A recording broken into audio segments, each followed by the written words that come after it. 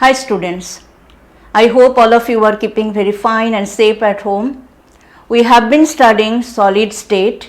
जो बच्चे क्लास 1 से अभी क्लास 2 में आए हो उनके लिए solid state मैंने शुरू किया है. I have made already one video and in that video I have discussed crystalline solids and amorphous solids and then I have discussed crystalline solids में जो डिफरेंट टाइप का क्रिस्टलाइन सॉलिड्स है उनमें से आयनिक solids and covalent solids I have already discussed. In today's video I will be discussing molecular solid. First of all, as you know that molecular solid can be of 3 types. molecular solids जो है 3 type का हो सकते हैं. First type non polar molecular solid. उसके बाद हम discuss करेंगे पोलर molecular solids और then we will discuss hydrogen bonded molecular solids. तो नॉन पोलर molecular solids के जो कैरेक्टरिस्टिक्स है, बाइंडिंग फोर्सेस है, कॉन्स्टिट्यूएंट पार्टिकल्स है, वो सब कुछ बोर्ड में मैंने लिख दिया है. Non polar molecular solids are those crystalline solids in which the constituent particles जो है या तो नोबल गैसेस के एटम्स हैं जैसे कि हीलियम, नियॉन, आर्गन, क्रिप्टन, ज़ेनन, इनके एटम्स हैं, या तो ये इस टाइप का मॉलिक्यूल्स है जैसे कि हाइड्रोजन, क्लोरीन, आयोडीन, मीथेन, इस टाइप का मॉलिक्यूल्स होंगे. तो ये जो मॉलिक्यूल्स है ये मॉलिक्यूल्स नॉन पोलर है. नॉन पोलर मतलब डाइपोल मोमेंट विल बी 0. ये टॉपिक मैं थोड़ा सा बाद में डिस्कस करती हूँ आपके साथ कि डाइपोल मोमेंट के बारे में ब्रीफ आइडिया जो कि क्लास 1 का टॉपिक है, you must have studied it, but then फिर भी आपको याद करने में सुविधा हो इसलिए एक बार और डाइपोल मोमेंट जो है मैं डिस्कस कर दूंगी. पहले तो हम जो है नॉन पोलर molecular सॉलिड के जो कैरेक्टरिस्टिक प्रॉपर्टीज है वो हम डिस्कस कर लेते हैं और जो बाइंडिंग फोर्स है यहाँ पे मॉलिक्यूल के बीच में वो बाइंडिंग फोर्स का भी हम डिस्कस कर लेते हैं. तो नॉन पोलर molecular सॉलिड में आप जान चुके हो कि these are the crystalline solids in which the constituent particles they are the non polar molecules जैसे कि hydrogen, chlorine, iodine, methane etcetera. तो हाइड्रोजन, क्लोरीन, आयोडीन में तो आप समझ रहे हो जैसे कि हाइड्रोजन मॉलिक्यूल है, 2 हाइड्रोजन एटम के बीच में बॉन्ड है, या तो क्लोरीन मॉलिक्यूल है, 2 क्लोरीन एटम के बीच में बॉन्ड है, आयोडीन मॉलिक्यूल है, 2 आयोडीन एटम के बीच में बॉन्ड है. तो ये नॉन पोलर इसलिए है because there is no electronegativity difference between the atoms, same atoms and there is no electronegativity difference between the atoms and that is why they are non polar. अब ये जो methane molecule हमने यहाँ पे लिखा है ये क्यों नॉन पोलर है, इसका डाइपोल मोमेंट क्यों 0 है, वही डिस्कस करेंगे आगे. उससे पहले हम जान लेते हैं कि इस टाइप का molecular सॉलिड में जो बाइंडिंग फोर्स है, जो फोर्स यहाँ पे कोई आयन्स नहीं है, इलेक्ट्रोस्टैटिक फोर्स ऑफ अट्रैक्शन भी नहीं है, then how are the molecules held together. ये जो फोर्स है इस फोर्स का नाम है London dispersion forces. London forces भी कहा जाता है, डिस्पर्शन फोर्सेस भी कहा जाता है, या तो लंडन डिस्पर्शन फोर्सेस भी आप बोल सकते हो. तो यहाँ पे हीलियम एटम को लेकर के मैंने वो बाइंडिंग फोर्स को थोड़ा सा आपके साथ डिस्कस किया.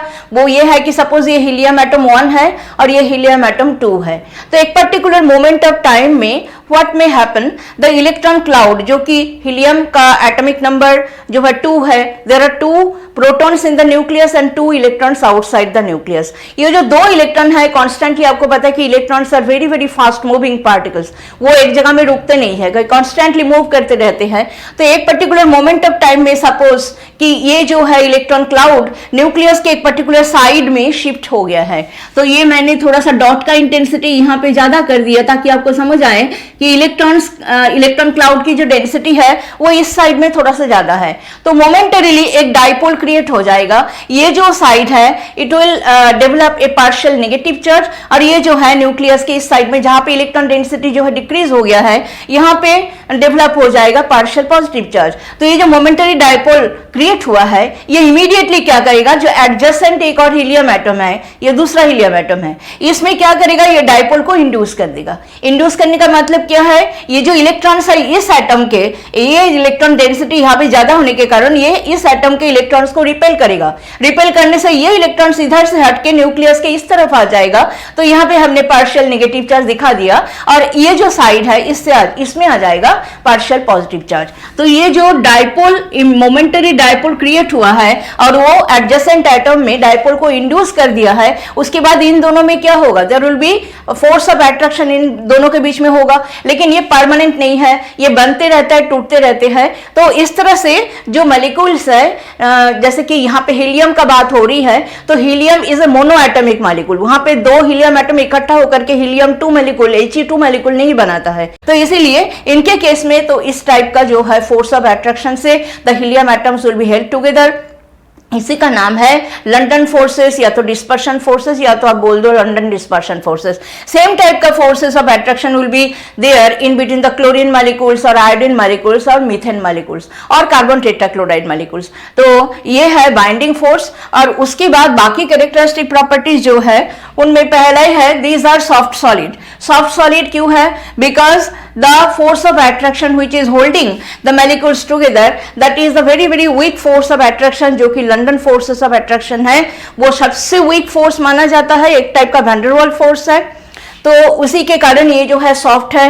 और उसके बाद non conductor of electricity, non conductor of electricity इसलिए because there are no ions, ions नहीं है तो इलेक्ट्रिसिटी कंडक्शन नहीं होगी। उसके बाद है low melting point and boiling point, as they are soft so they have got low melting point and boiling point। उसके बाद है दे आर यूजुअली गैसेस और liquids at room temperature and at ordinary pressure. अगर देखा जाए कि room temperature में जब ये होते हैं तो या तो ये गैस होते हैं या तो ये लिक्विड होते हैं। हम तो सॉलिडिफाई करके उनके कैरेक्टरिस्टिक प्रॉपर्टीज को हमने बताया आपको। तो ये हो गया नॉन पोलर मॉलिक्यूलर सॉलिड के बारे में, इसका आप स्क्रीनशॉट ले सकते हो।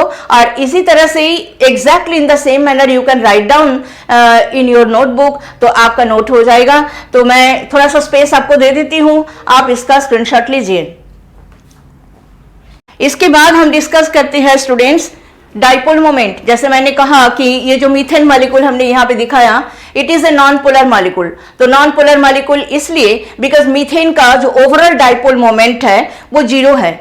ओवरऑल डाइपोल मोमेंट 0 मतलब यहाँ पे एक बॉन्ड तो नहीं है, 4 बॉन्ड है। जैसे H2 molecule, Cl2 molecule, I2 molecule, इसमें तो एक सिंगल बॉन्ड है, तो no electronegativity difference, so they are non polar. लेकिन इसमें 4 बॉन्ड है और ये 4 बॉन्ड ही पोलर बॉन्ड है, फिर भी ओवरऑल डाइपोल मोमेंट इसका 0 आ रहा है। इसी तरह से carbon dioxide, boron trifluoride, carbon tetrachloride, ये जो मॉलिक्यूल्स है इनका भी पोलर बॉन्ड की प्रेजेंस होते हुए भी इनका ओवरऑल डाइपोल मोमेंट 0 आता है, and that's why this molecules are considered to be non polar molecules. तो थोड़ा सा आपको ब्रीफली मैं डाइपोल मोमेंट जो है डिस्कस कर देती हूँ ताकि आपको याद आ जाए कि डाइपोल मोमेंट के बारे में 11th क्लास में आपने क्या स्टडी किया है। So students, briefly I will discuss about dipole moment. तो डाइपोल मोमेंट क्या है, आपको पता है कि सपोज कि एक मॉलिक्यूल है AB एक मॉलिक्यूल है जिसमें B एटम सपोज कि ज्यादा इलेक्ट्रोनेगेटिव है देन कंपेयर टू A। तो आपको पता है कि B एटम जो है बॉन्डिंग पेयर ऑफ इलेक्ट्रॉन्स को क्या करेगा, स्ट्रांगली अपनी तरफ अट्रैक्ट करेगा, और अट्रैक्ट करने से उसके ऊपर आ जाएगा एक पार्शियल नेगेटिव चार्ज जिसको हम माइनस डेल्टा से रिप्रेजेंट करते हैं। और A एटम जो कि लेस इलेक्ट्रोनेगेटिव है उसके ऊपर आ जाएगा एक पार्शियल पॉजिटिव चार्ज जिसको हम प्लस डेल्टा से रिप्रेजेंट करते हैं। तो देखो molecule as a whole is electrically neutral, molecule as a whole electrically charge नहीं है। दैट मीन्स ये जो पॉजिटिव चार्ज और नेगेटिव चार्ज का मैग्नीट्यूड है they are equal, just sign जो है अपोजिट है, एक का साइन प्लस है एक का साइन माइनस है, लेकिन मैग्नीट्यूड सेम है because molecule as a whole is electrically neutral. तो डाइपोल मोमेंट तब क्या है, dipole moment is the product of this charge, जो कि पॉजिटिव चार्ज भी हो सकते हैं नेगेटिव चार्ज भी हो सकते हैं। सो it is the product of magnitude of the charge, that is positive or negative, multiplied by the distance between the centers of positive charge and the negative charge। तो ये है Q into D, mu is equal to Q into D, ये है dipole moment. अब देखो dipole moment एक vector quantity है। Dipole moment का सिर्फ मैग्नीट्यूड ही नहीं, इसका डायरेक्शंस भी होते हैं। डाइपोल मोमेंट को एक एरो से रिप्रेजेंट किया जाता है। एरो का जो आपका हेड है वो किसके तरफ होगा, जो मोर इलेक्ट्रोनेगेटिव एटम है उसके तरफ एरो का हेड होगा, और जो लेस इलेक्ट्रोनेगेटिव है उसके तरफ एरो का टेल होगा। दैट मीन्स पॉजिटिव सेंटर के तरफ होगा जो एरो है उसका टेल, और नेगेटिव सेंटर की तरफ एरो का हेड होगा। तो एक सिंपल अगर डाई एटॉमिक मॉलिक्यूल है तो डाई एटॉमिक मॉलिक्यूल होने से इसका जो डाइपोल मोमेंट है that will be the dipole moment of this bond only, because एक ही बॉन्ड है, इस बॉन्ड का जो डाइपोल मोमेंट है वही होगा ओवरऑल मॉलिक्यूल का डाइपोल मोमेंट। जैसे कि यहाँ पे हमने HCl को लेकर के एग्जांपल दिखा दिया कि HCl का जो डाइपोल मोमेंट है that will be the dipole moment of this bond only. Now let us come to water molecule. Water molecule is a polyatomic molecule, 2 hydrogen atom और 1 ऑक्सीजन एटम। अब oxygen atom centre में होते हैं, hydrogen atom जो है उसके साथ bonded है। अब ऑक्सीजन एटम और हाइड्रोजन एटम में आपको पता है कि oxygen atom is more electronegative, तो ऑक्सीजन एटम की तरफ जो है ये एरो का हेड रहेगा और एरो का टेल जो है हाइड्रोजन एटम की तरफ रहेगा। तो ऑक्सीजन के ऊपर एक एक बॉन्ड से माइनस डेल्टा करके 2 बॉन्ड से -2 डेल्टा नेगेटिव चार्ज आ जाएगा और ये जो है हाइड्रोजन एटम्स के ऊपर प्लस डेल्टा चार्ज आ जाएगा। So water molecule is having a net dipole moment value, so it is polar. Now let us come to carbon dioxide molecule. Carbon dioxide molecule में 2 आप देख रहे हो पोलर बॉन्ड है, लेकिन फिर भी कार्बन डाइऑक्साइड मॉलिक्यूल का जो डाइपोल मोमेंट वैल्यू है वो 0 है। आप देख रहे हो यहाँ पे ये जो इंडिविजुअल बॉन्ड है, ये जो कार्बन ऑक्सीजन बॉन्ड है ये पोलर है, because oxygen is more electronegative than carbon. तो इस बॉन्ड का जो डाइपोल मोमेंट होगा, एक पर्टिकुलर बॉन्ड का जो डाइपोल मोमेंट होगा उसको बॉन्ड मोमेंट या तो बॉन्ड डाइपोल कहा जाता है। अब ये जो ओवरऑल मॉलिक्यूल का जो डाइपोल मोमेंट है वो सिर्फ इंडिविजुअल डाइपोल मोमेंट की वैल्यूज के ऊपर ही डिपेंड नहीं करते, इनका अरेंजमेंट इन स्पेस उसके ऊपर भी डिपेंड करते हैं। तो यहाँ पे 2 पोलर कार्बन ऑक्सीजन बॉन्ड के जो डाइपोल मोमेंट वैल्यूज है वो तो इक्वल है मैग्नीट्यूड में, लेकिन इनका डायरेक्शंस क्या है, एक दूसरे के जस्ट ऑपोजिट है। आप देख रहे हो हमें यहाँ पे एरो कैसे लगाना होगा, इस तरह से लगाना होगा, ये इस तरह से लगाना होगा। तो sum total of equal and opposite arrows will be always 0। That is why carbon dioxide molecule के जो डाइपोल मोमेंट वैल्यू है वो 0 है। अगर आप बोरोन ट्राइफ्लोराइड मॉलिक्यूल में आ जाओ तो boron trifluoride molecule is having triangular planar shape. Triangular planar shape में ये जो बोरोन एटम है ये 3 फ्लोरीन एटम के साथ बॉन्डेड है। अब बोरोन और फ्लोरीन में से फ्लोरीन ज्यादा इलेक्ट्रोनेगेटिव है, तो जो डाइपोल मोमेंट है उसका जो एरो है वो एरो का हेड फ्लोरीन की तरफ होगा और जो टेल है वो बोरोन की तरफ होगा। इसी तरह से तीनों बॉन्ड का डाइपोल मोमेंट एरो से दिखा दिया आपको। आप देखिए कोई भी 2 बॉन्ड का, इंडिविजुअल बॉन्ड का जो डाइपोल मोमेंट का रिजल्टेंट है, ये रिजल्टेंट है, ये वाला डाइपोल मोमेंट, इस बॉन्ड का डाइपोल मोमेंट, इस बॉन्ड का डाइपोल मोमेंट का रिजल्टेंट ये है। तो resultant of 2 dipole moments it will be just equal and opposite to that of the third one. Third boron fluorine bond है, इसका जो डाइपोल मोमेंट है इसके साथ ये 2 बॉन्ड का जो इंडिविजुअल बॉन्ड का डाइपोल मोमेंट का रिजल्टेंट है वो इक्वल एंड ऑपोजिट है, जिसके कारण ये दोनों एक दूसरे को कैंसिल आउट कर देगा और इसका भी डाइपोल मोमेंट वैल्यू क्या आ जाएगा, 0 आ जाएगा। अभी आ जाओ ये मॉलिक्यूल में कार्बन टेट्राक्लोराइड मॉलिक्यूल, जिसमें कार्बन एटम 4 क्लोरीन एटम के साथ बॉन्डेड है and each carbon chlorine bond is a polar bond. Chlorine atom is more electronegative than carbon atom, so the arrow will be directed towards the chlorine atom. Arrow का head chlorine atom की तरफ होगा और जो tell है वो carbon atom की तरफ होगा।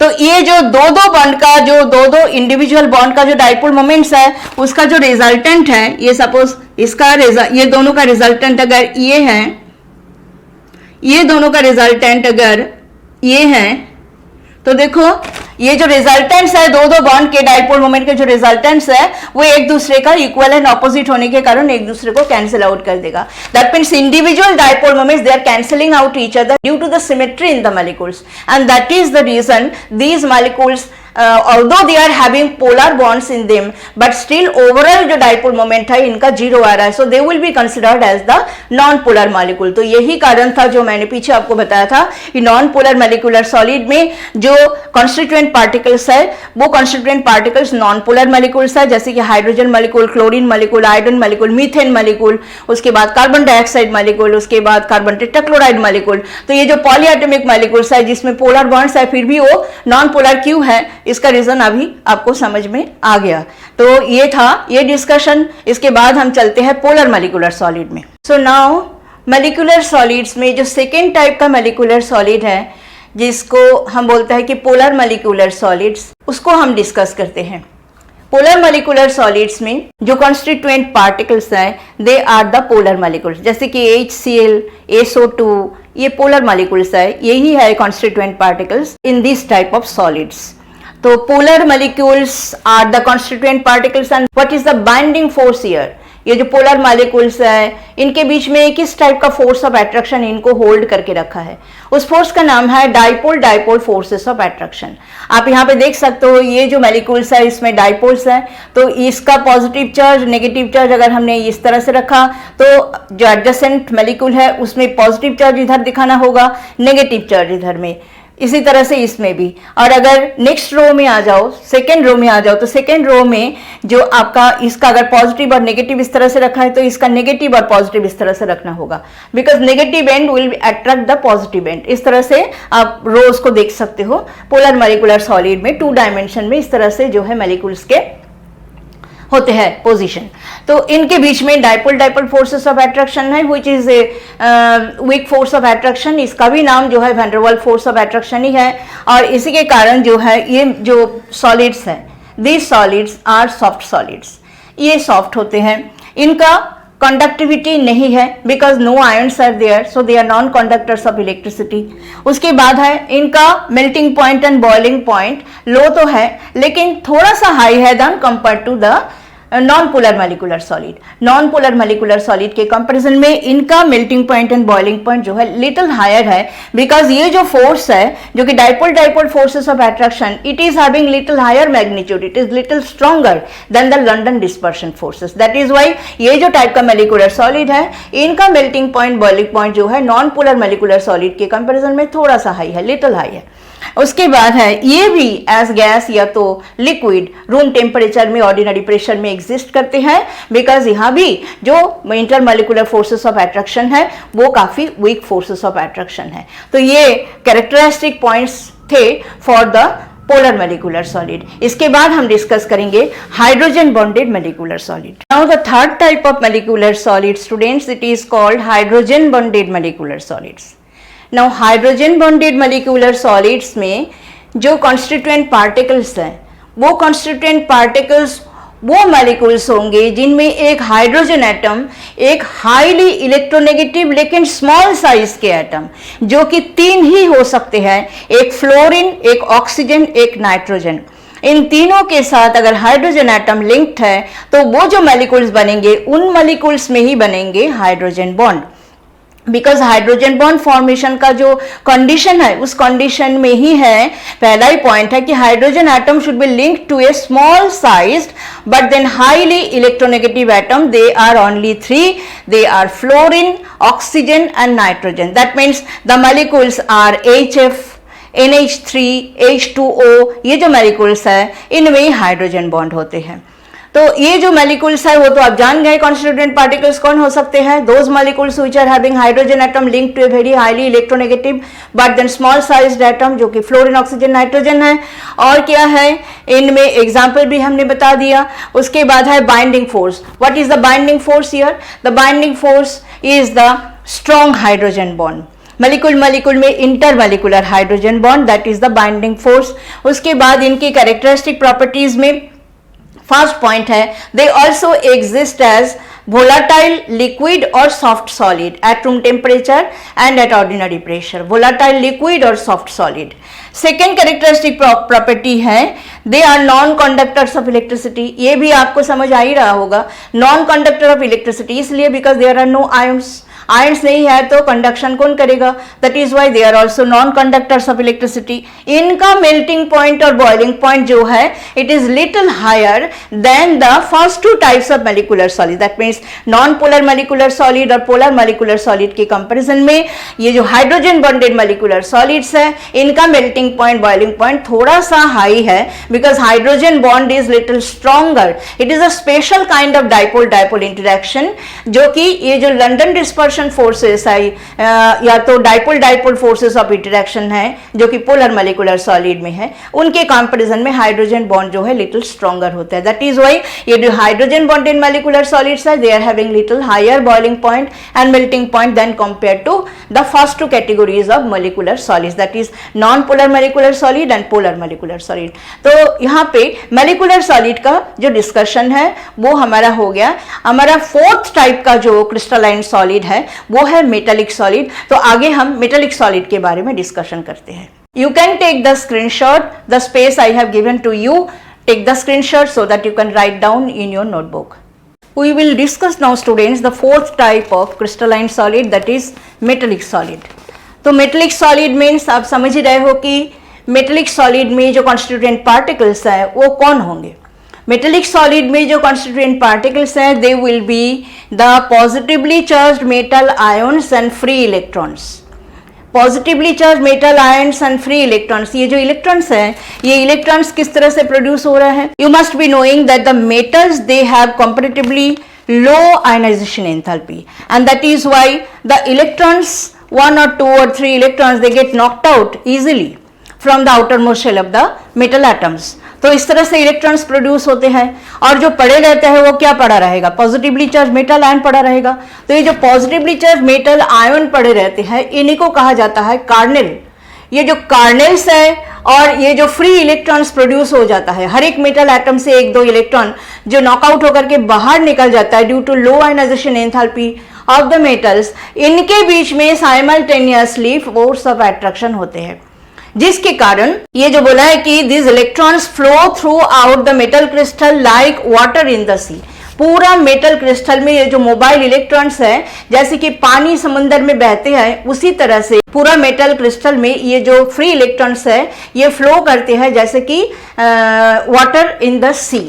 तो इसीलिए ये जो हमने डायग्राम दिखाया है इस डायग्राम में हमने मेटेलिक सॉलिड को रिप्रेजेंट किया इस डायग्राम के थ्रू. यहाँ पे देखो ये प्लस, ये जो हमने सर्कल में प्लस चार्ज दिया है ये मेटल आयन है जो कि कार्नेल है और ये इलेक्ट्रॉन जो कि बाहर निकला हुआ है. तो इस तरह से 2 डायमेंशन में हम जो है इनका अरेंजमेंट को दिखाया. तो ये जो मॉडल है इसका नाम है इलेक्ट्रॉन सी मॉडल. तो इलेक्ट्रॉन सी मॉडल में आप देख सकते हो कि सारे एटम से इलेक्ट्रॉन जो है बाहर निकले हुए हैं और यही इलेक्ट्रॉन्स मोबाइल इलेक्ट्रॉन्स पूरा क्रिस्टल में घूमते रहते हैं, जिसके कारण ये मोबाइल इलेक्ट्रॉन्स और जो कार्नेल्स है इनके बीच में एक साइमल्टेनियस फोर्स ऑफ अट्रैक्शन काम करते हैं, जिसके कारण मेटल आयंस भी एक दूसरे के साथ बाउंड रहते हैं. तो ये जो बॉन्ड है इसी का नाम है मेटेलिक बॉन्ड. सो मेटेलिक बॉन्ड एक डिफरेंट काइंड ऑफ बॉन्ड है, कोवैलेंट बॉन्ड या तो आयनिक बॉन्ड नहीं है, यहाँ पे एक डिफरेंट टाइप का बॉन्ड है, इसका नाम है metallic bond. What is definition मैंने लिख दिया कि it is the simultaneous force of attraction between the kernels and the mobile electron. This is called metallic bond. तो मेटेलिक क्रिस्टल में आपको यही लिखना है. अगर आप नोट करना चाहते हो तो आप स्क्रीनशॉट ले सकते हो. यही पॉइंट्स आपको मेटेलिक सॉलिड में लिखना है और कुछ नहीं लिखना है.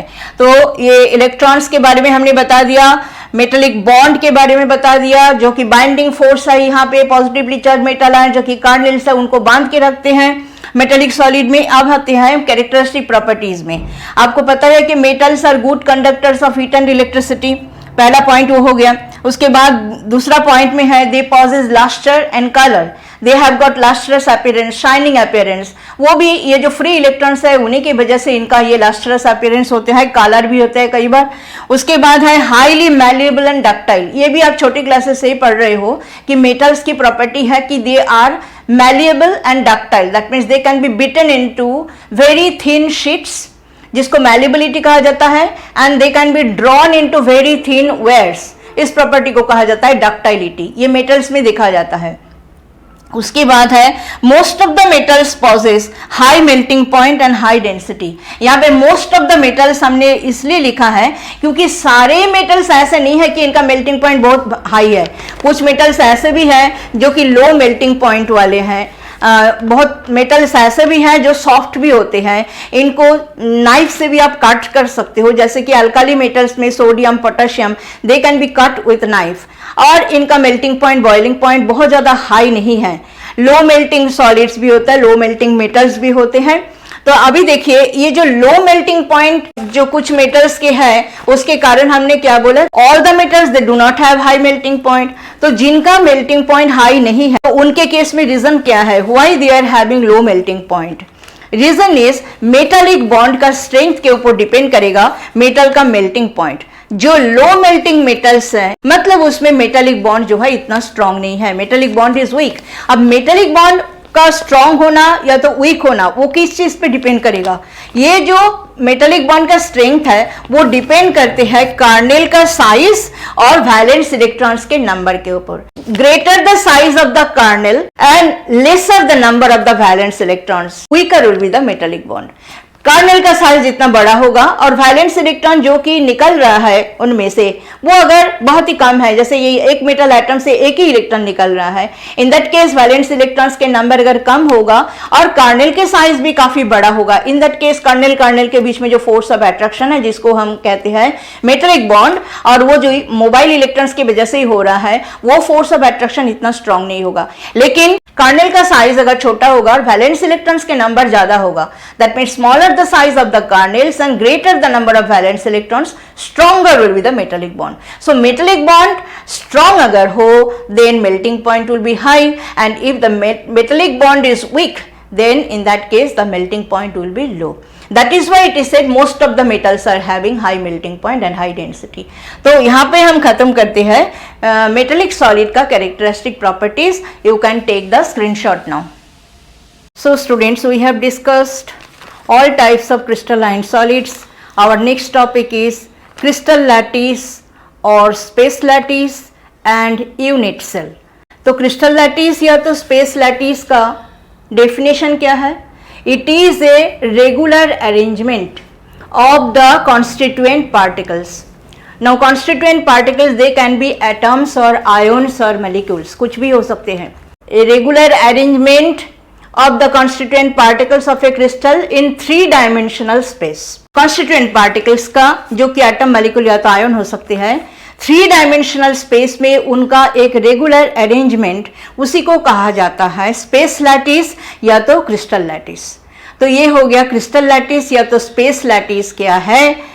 उसके बाद हम डिस्कस करते हैं लैटिस पॉइंट. एक टर्म अब बार बार यूज करेंगे हम आगे, लैटिस पॉइंट. अब लैटिस पॉइंट क्या है? लैटिस पॉइंट कुछ नहीं है, लैटिस के हर पॉइंट जो कि एक कॉन्स्टिट्यूएंट पार्टिकल ही ऑक्युपाई करते हैं उसी को कहा जाता है lattice point. So it is written here each point in the lattice is called lattice point, जो कि कॉन्स्टिट्यूएंट पार्टिकल्स है. उसके बाद हम डिस्कस करते हैं यूनिट सेल. यूनिट सेल बोलने से हम क्या समझेंगे? कंप्लीट स्पेस लैटिस में से एक छोटा सा 3-डायमेंशनल पोर्शन अगर हम ले लेते हैं, तो वही छोटा सा 3-डायमेंशनल पोर्शन को अगर हम हर डायरेक्शन में, डिफरेंट डायरेक्शंस में बार बार उसको जोड़ते जाएंगे, रिपीट करते जाएंगे, तो कंप्लीट स्पेस लैटिस प्रोड्यूस हो जाएगा. तो ये जो स्मॉलेस्ट 3-डायमेंशनल पोर्शन जो बार बार हर डायरेक्शन में रिपीट करने से, ज्वाइन करने से कंप्लीट स्पेस लैटिस मिल जाता है, वही स्मॉलेस्ट 3-डायमेंशनल पोर्शन का नाम है यूनिट सेल, जो कि यहाँ पे डायग्राम में आप देख सकते हो. ये जो मैंने थोड़ा सा शेड कर दिया इसको, ये है आपका यूनिट सेल. अब यूनिट सेल को देखो, ये डायरेक्शन में एक्स एक्सिस, वाई एक्सिस अगर आप इसको मानो, और ये जेड एक्सिस, तीनों डायरेक्शन में जैसे आप ज्वाइन करते जाओगे कंप्लीट स्पेस लैटिस आपको मिलेगा. तो ये डायग्राम है स्पेस लैटिस का. ये जो यूनिट सेल है ये शेडेड पोर्शन से हमने दिखाया. यूनिट सेल्स आगे पीछे हर डायरेक्शन में, ऊपर जो है सेम लाइन में, हर जगह में जो है हमने यूनिट सेल को जब ने ज्वाइन किया कंप्लीट स्पेस लैटिस बन गया. यूनिट सेल और स्पेस लैटिस को आपका आइडिया क्लियर करने के लिए एक हम एग्जांपल देते हैं. बिल्डिंग्स में जो वॉल बनाया जाता है, दीवार बनाया जाता है, उसमें जो ब्रिक्स है वो ब्रिक्स को हम बिल्डिंग ब्लॉक हिसाब से मान सकते हैं. दैट मीन्स ब्रिक्स को हर डायरेक्शन में along the x axis, y axis and z axis, that means length wise, height wise, breadth wise अगर हम ज्वाइन करते जाए तो दीवार बनता है. तो ब्रिक्स को यहाँ पे आप यूनिट सेल मान सकते हो और जो दीवार है उसको आप स्पेस लैटिस मान सकते हो. तो ये एक छोटा सा एग्जाम्पल से यूनिट सेल और क्रिस्टल लैटिस या तो स्पेस लैटिस का आइडिया आपका क्लियर हो जाता है. इसके बाद हम डिस्कस करते हैं कि यूनिट सेल का 2 पैरामीटर है. ये पैरामीटर क्या क्या है?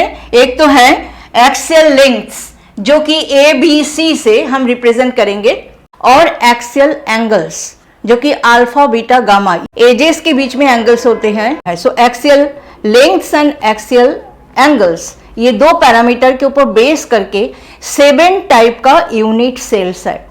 और कोई भी क्रिस्टल लैटिस जो है इनमें से कोई एक टाइप का यूनिट सेल क्रिस्टल लैटिस में होगा.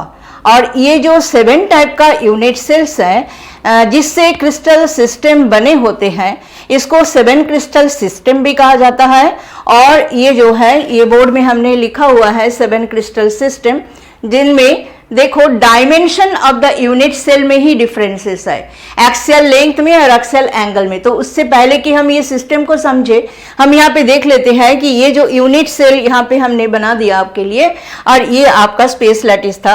तो यूनिट सेल में देखिए ये जो है ये आपका एज लेंथ, इसको अगर आप ए से रिप्रेजेंट करते हो, this is edge length a, and ये जो ऊपर की तरफ है ये आपका एज लेंथ है, ये सी, और ये जो ब्रेथ के बराबर है ये है आपका as length B.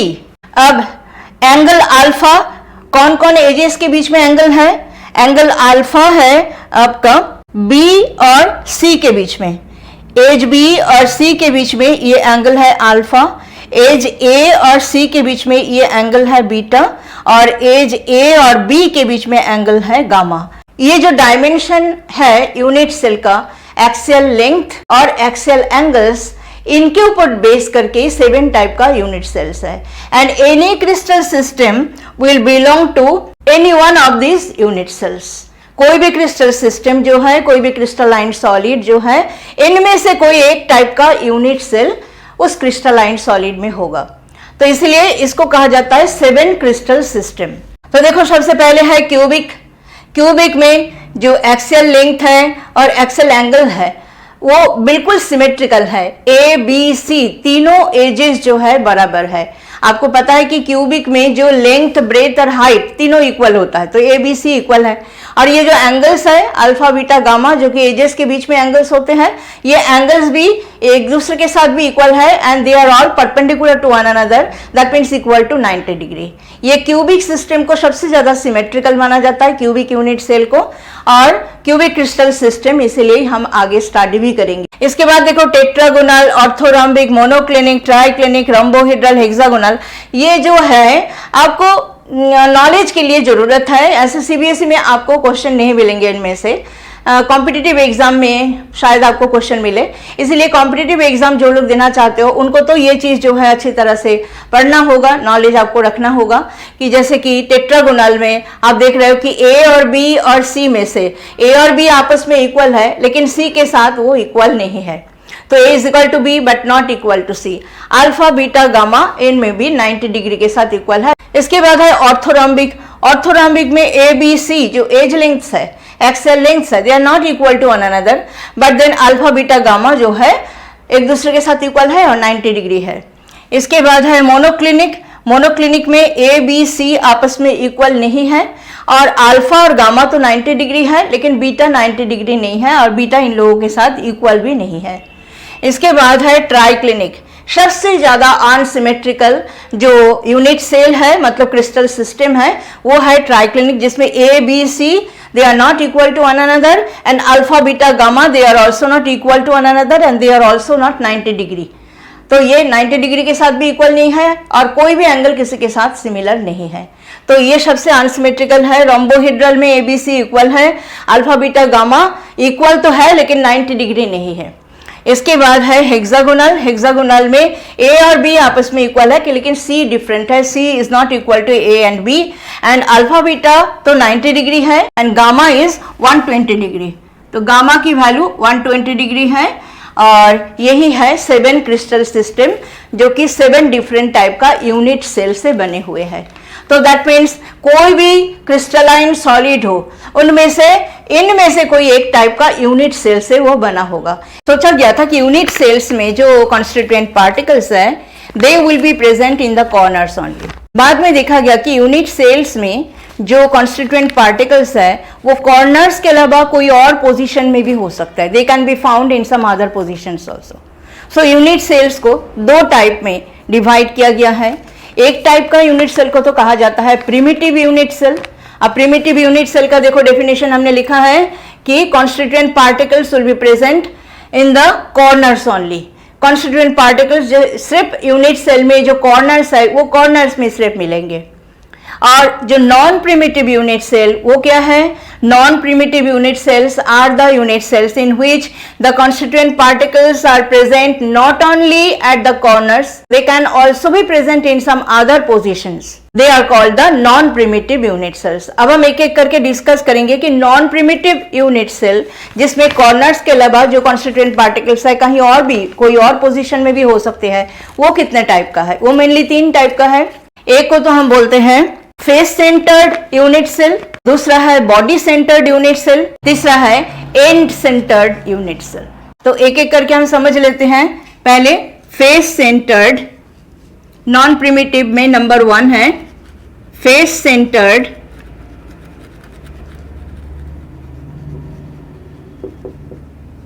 Unit cell. Face centred unit cell में जो constituent particles है, they will be present in the corners as well as in the center of each and every face. So यहां पे हम लिख देते हैं corners plus center of each face particles are present.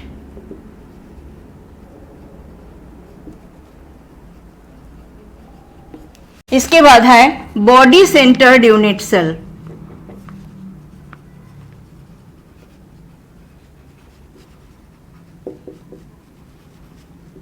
Body centred unit cell में corners के अलावा 1 constituent particle will be found in the body of the unit cell. So that means, so body centered unit cell में particles are present in the corners plus 1 particle is present in the body of the unit cell.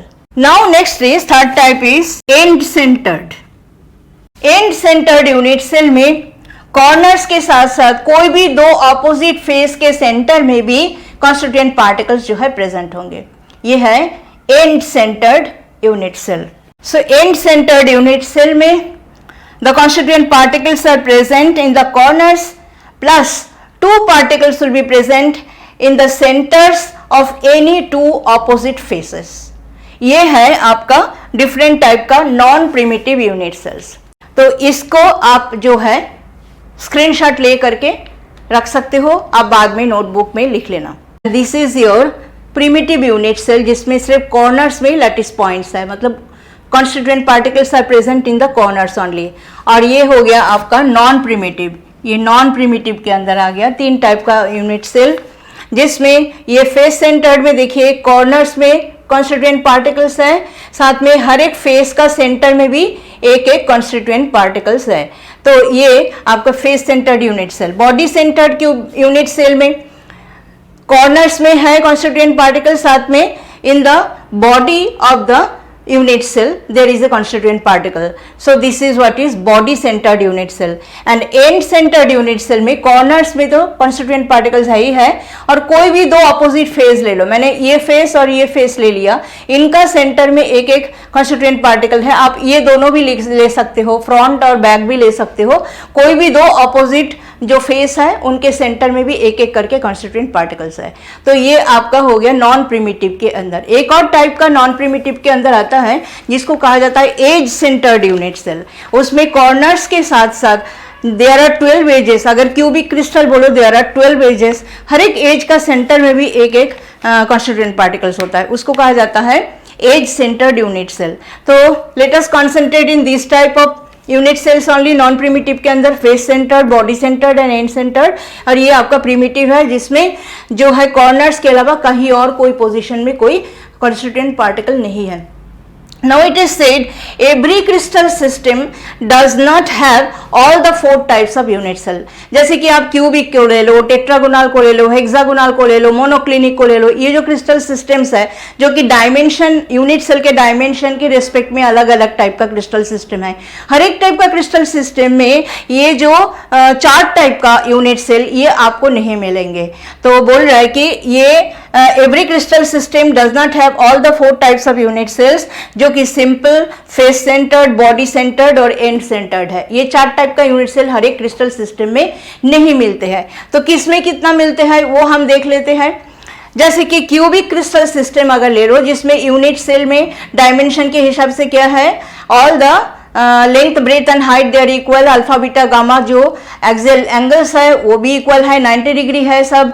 तो उसमें जो है 3 type का आपको unit cell मिलेंगे, simple, face centred and body centred. That means 3 type का space lattice बन सकते हैं। एक तो सिंपल क्यूबिक लैटिस, एक है फेस सेंटर्ड क्यूबिक लैटिस, एक बनेगा body centred cubic lattice. That means cubic में से आपको 3 टाइप का स्पेस लैटिस मिलेगा। उसके बाद अगर आप टेट्रागोनल में आ जाओ, टेट्रागोनल में जो यूनिट सेल का डायमेंशन वो पीछे मैंने लिखा है। तो टेट्रागोनल जो आपका क्रिस्टल सिस्टम है उसमें सिंपल और बॉडी सेंटर्ड 2 टाइप का यूनिट सेल से बना हुआ आपको स्पेस लैटिस मिलेगा। That means simple tetragonal lattice मिलेगा और बॉडी सेंटर्ड टेट्रागोनल लैटिस आपको मिलेगा। दैट मीन्स 2 मिलेगा आपको इसमें जो है स्पेस लैटिस। उसके बाद हम आ जाते हैं ऑर्थोरॉम्बिक में। ऑर्थोरॉम्बिक में जो आपका यूनिट सेल है वो कितना टाइप का है, 4 टाइप का ऑर्थोरॉम्बिक में हो सकता है, सिंपल भी, face centred, body centred, end centred, all the 4 types of unit cells will be there. So space lattice कितना टाइप का हो सकते हैं ऑर्थोरॉम्बिक में, सिंपल ऑर्थोरॉम्बिक क्रिस्टल हो सकते हैं, फेस सेंटर्ड ऑर्थोरॉम्बिक स्पेस लैटिस हो सकते हैं, बॉडी सेंटर्ड स्पेस लैटिस भी हो सकता है और एंड सेंटर्ड ऑर्थोरॉम्बिक स्पेस लैटिस भी हो सकता है। तो ऑर्थोरॉम्बिक के अंदर 4 टाइप का आपका स्पेस लैटिस हो गया है। इसी तरह से मोनोक्लिनिक में सिंपल और एंड सेंटर मतलब 2 टाइप का स्पेस लैटिस होगा। ट्राइक्लिनिक में एक ही होगा, सिंपल शेप यूनिट सेल हो सकते हैं और दैट मीन्स ट्राइक्लिनिक वाला जो क्रिस्टल सिस्टम है वो एक ही टाइप का क्रिस्टल सिस्टम बन सकते हैं, स्पेस लैटिस एक ही बन सकते हैं। इसी तरह से रोम्बोहेड्रल में भी एक ही टाइप का स्पेस लैटिस बन सकता है जो कि सिंपल यूनिट सेल से बना होगा और जो हेक्सागोनल है उसमें भी एक ही टाइप का स्पेस लैटिस बन सकते हैं जो कि सिंपल यूनिट सेल से जो बना होगा। सो अगर आप इन सब को काउंट करो तो 3 + 2 5 9 11 12 13 14 तो total space lattice corresponding to this 7 crystal system कितना मिल रहा है आपको, 14 टाइप का स्पेस लैटिस आपको मिल सकता है। क्यूबिक में 3, उसके बाद टेट्रागोनल में 2, इसी तरह से ऑर्थोरॉम्बिक में 4, इसी तरह से बाकी को अगर आपने ले लिया, कंसीडर कर लिया तो टोटल 14 टाइप का स्पेस लैटिस आपको मिल सकते हैं करस्पॉन्डिंग टू 7 क्रिस्टल सिस्टम।